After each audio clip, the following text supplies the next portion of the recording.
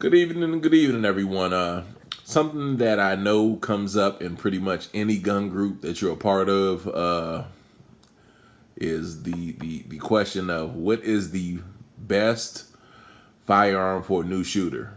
Now, I got to tell you the truth. There's going to be a metric ton of opinions on in regards to what is the best gun for you. Uh, that you get that question a lot, and a lot of times it's got to be honest with yourself, and you have to deal with kind of subtract the emotion of it, because you're going to get a ton of people who say that this gun or that gun is a great gun to start with. In a lot of cases, it's going to be the emotional attachment of the gun because they own it. To kind of peel some of that emotion away and stay completely objective in terms of what's the best gun, a lot of times it boils down to mission. Mission drives gear. What is the end use of said firearm, said platform? You got to buy what suits you and you best. Getting out to the range is definitely going to provide far more input than anything you can read over the internet. And when you go to the range, don't pigeonhole yourself with one brand. Try not to get into the caliber wars, but the calibers as well.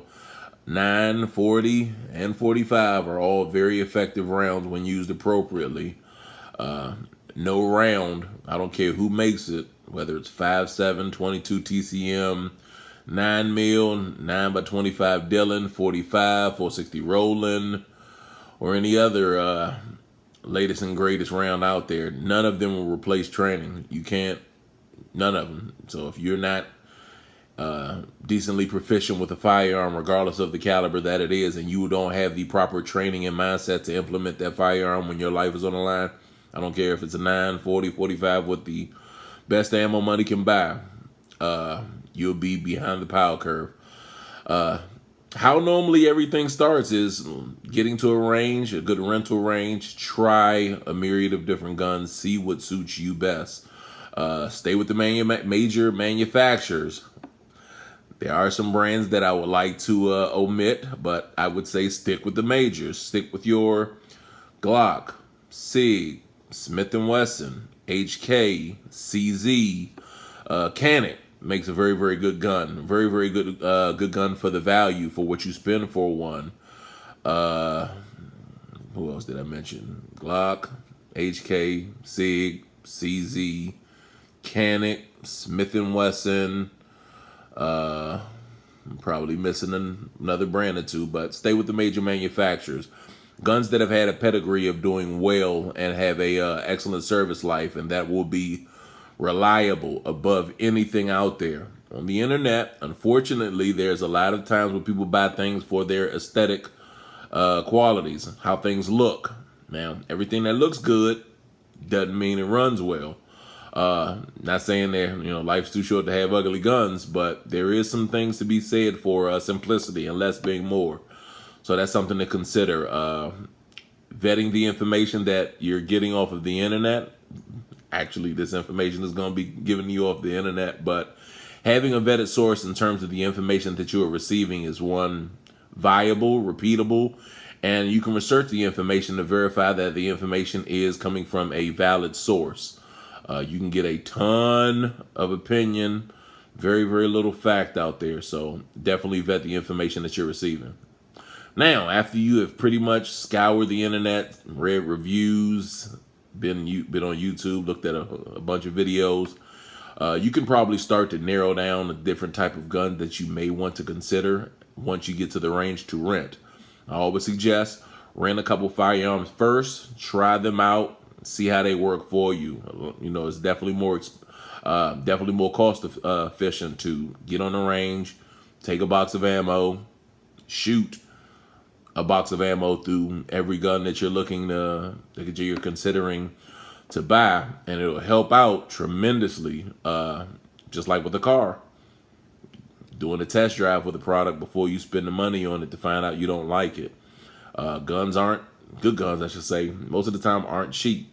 So if you spend $3, $4, $5, $6, $7, $800 on a gun. You want to make pretty damn sure that that gun is something that you are going to, one, be accurate with, that you're going to be safe with, that is going to be ergonomic for you as the individual, not ergonomic for whoever on the internet or whoever behind the gun counter tells you this is the gun for you. You want to make sure that you can manipulate that gun safely yourself. A lot of times, if you've never handled a firearm before, you go into a gun store, it can be overwhelming. You're going to have somebody behind the counter trying to sell you a product. Sometimes you can have a lot of good guys, good men and women behind the counter that can give you some really, really good information. Sometimes you can have people behind the counter regurgitating fallacies, falsehoods, and myths over the counter and having no basis to base that on and having solid data to rely on. So that's something to consider. Unfortunately, that's just the nature of the beast. With that saying, once you've already narrowed it down, you've gone out to the range, you tried a couple of firearms, something that may benefit you is to actually take a basic firearms introduction or a basic firearms training course from any good instructor. Take a class, find out, in terms of how to hold a firearm appropriately so you don't hurt yourself if you're just grabbing a gun and going to the range and shooting without any formal training. Safety first in anything that you do. That's very, very important as always. Once you do that, once you have gotten a little bit of training, just a basic firearms course, just a basic understanding of handgun manipulation, 4 safety rules, treat every firearm as if it is loaded, never let the muzzle cross anything you're not willing to destroy, never let your finger touch the trigger until your sights are on target and you're ready to fire, and be sure of your target and what's beyond it. The 4 basic safety rules that they travel regardless of where you're at, what instructor is teaching you, those lead the day. So regardless of how great or cool a gun may be, you got to follow the 4 safety rules at all times with all firearms. But moving forward, after you've gone through a good class, got a little bit better understanding of how to manipulate a handgun safely, you go to a gun store or go to a good gun range that has a rental range, and you try different firearms while you're there to find out what suits you best. Glock 17, Glock 19, HK VP9, CZ P10, P10Cs. What am I missing? SIG 320s, SIG 365s, HK USP, HK VPs. I probably said that twice by now. SIGs, 226s, 229s, 228s. Smith & Wesson M&P 9. Smith & Wesson M&P Shield. There are myriad, and I know I did not cover every gun out there, but there is a lot of good guns out there right about now. Unfortunately, you may have to wait for the exact gun that you're looking for right about now, and the reason being is we're kind of in the gun apocalypse with the cyclic issues when you're going into election, as well as the effect of COVID, and everybody is diving in the gun stores looking to buy their first firearm. Unfortunately, you're a little behind the 8 ball in that case, so you're going to have to maybe wait a little longer. But what I will suggest is wait and get the gun that you need, not the gun that they have. You don't want to just buy something because it's available. That's kind of a bad way of going about it. If you show up to a car dealership and all they have is a 2-door pickup and you're looking to buy a minivan, don't just take the pickup because it's there. Buy the appropriate firearm for you that suits you and your mission goals in that regard and your objective. With that being said, you're going to go into a gun store once you have gone through the rental range, you've gone through some instruction, you've grabbed a couple of guns that suit you, and you are going to shoot those firearms and see what suits you. Put a box of ammo through every one of them. If you spend $100 at the range, that's still a cheaper endeavor than you dropping $500 to find out a gun doesn't suit you. When you get to said gun store and you're ready to make your purchase, what you are going to need is a driver's license. Now, with that driver's license, you've already decided, you've made a conscious decision that you review, research, shot, and done all you can to look to buy your first gun. You're going to be filling out what is called a 4473. This is actually the new revision, the new edition of the 4473. You'll be filling this information out. Once you fill that out in its entirety, I'm going to talk to the effect of purchasing in Texas.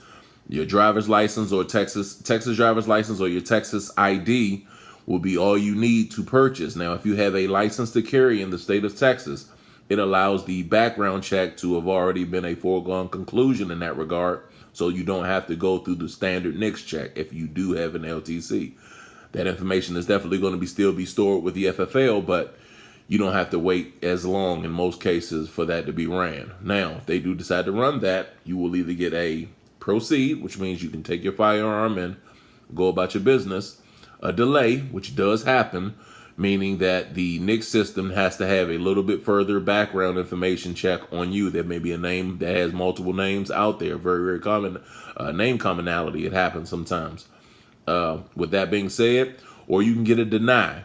A deny means that you have been denied the ability to purchase a firearm at this moment. You will get a denial pamphlet from that FFL outlining what you need to do to verify why you have a deny. Sometimes it could be literally a matter of mistaken identity, unless there's any issues in your criminal background check that were unclear when you filled out the 4473. So it could be a mistake, but if there's something in your history that caused you to have an issue to have a roadblock in your background check, then that's what would happen.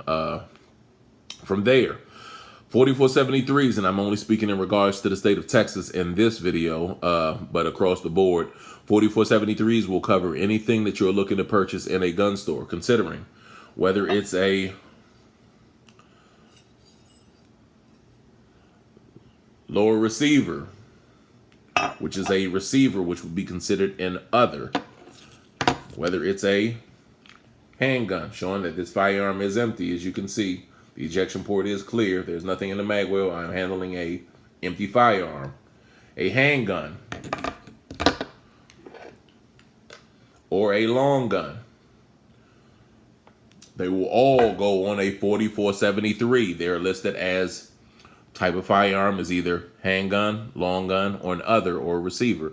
Other would classify Other would classify frames, receivers, like a 1911 frame. That's a frame.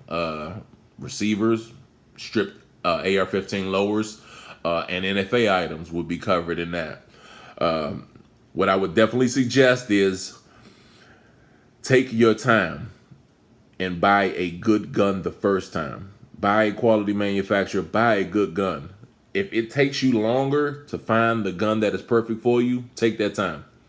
Don't rush and grab a gun because it's available, even in these times. And I know just because you're buying this gun doesn't mean it's going to be your favorite gun, meaning you'll never ever buy another firearm as well. But it's something to consider.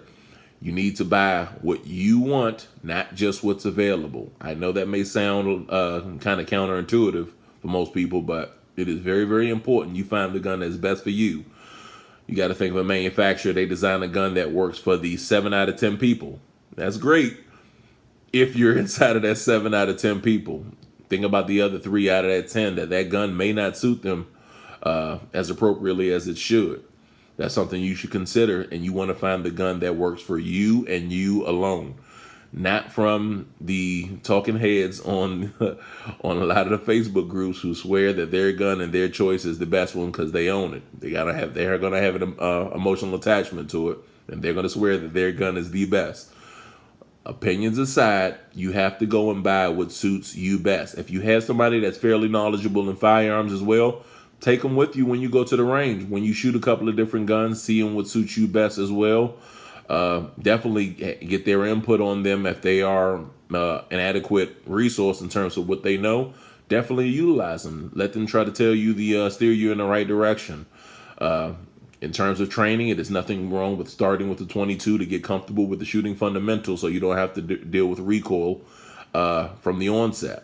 Once you are comfortable, of course, I'm not suggesting anybody use a 22 as a defensive firearm. Yes, it beats a pointy stick. Yes, it beats bare hands, but it's probably not the most adequate choice in terms of a defensive firearm. You normally want to think 38 special or 380 and above for a defensive firearm for your home, for yourself, for personal